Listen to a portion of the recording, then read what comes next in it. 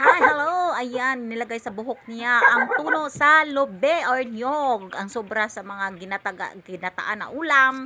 Ayan, kumukuha ako ng kamuting kahoy sa aking garden. Pagkatapos niya binalatan ko para may pang merienda kami sa hapunan.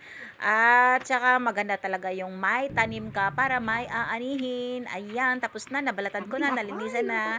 Lulutuin ko na yan. Balat muna ako ng niyog para may panggata. Ayan, pagkatapos ko magbalat dyan, ay hinimay-himay ko na, ay gikumot-kumot yan. Ay, hindi pa, nagbabalat pa lang ako, syempre.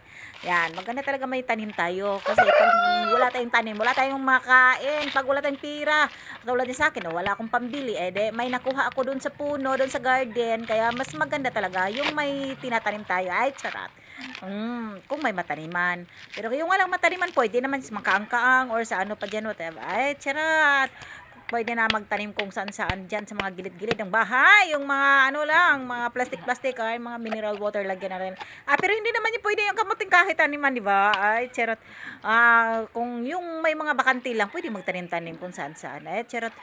Sa akin naman, wala naman kaming lupa dyan eh. Pinatanim lang ako dyan sa mga kapitbahay. Ay, nagtanim-tanim lang din ako. Ayan, ang bait-bait naman ng kapitbahay namin. Pinatanim ako doon. Ayan. Hiniwa-hiwa ko na yung kamuting kahoy para maluto na. Kasi nagbabadali, gutom na kami dyan. Yan, gutom na si Inday. Kaya nagmamadali magluto. Pagkatapos niyan, ayan, sinalang ko na, nilagyan ko na ng tuno. Pero yung sobra dyan, nilagay ko sa buhok. Ay, sana all. Kasi nga, ang tuno, maganda rin sa buhok pag nilagay mo.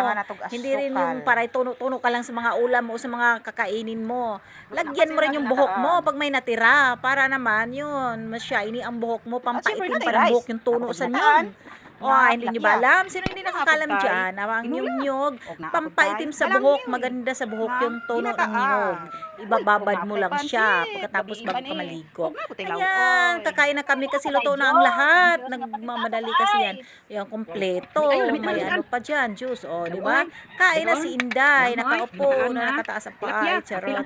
Pag gutom na kasi yan, ganyan. Siya pag kumain, ay charot. Kain na tayo. Thank you for watching. Mayod to, dala na tanan.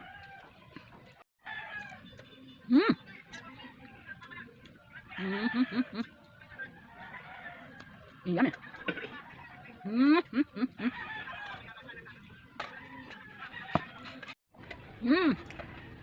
Basta bata ka mo lang mo tao, lami kayo. Ito. Ini kayo.